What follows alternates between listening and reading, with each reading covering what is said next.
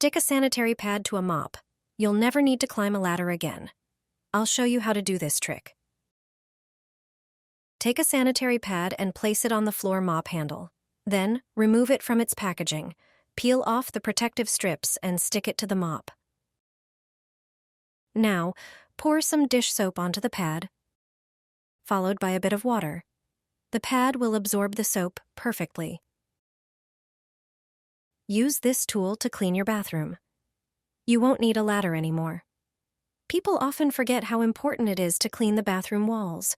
A lot of bacteria accumulate on the wall. You can also add some glass cleaner to the pad. With this trick, you'll reach every tile effortlessly. Watch as the pad picks up dirt perfectly.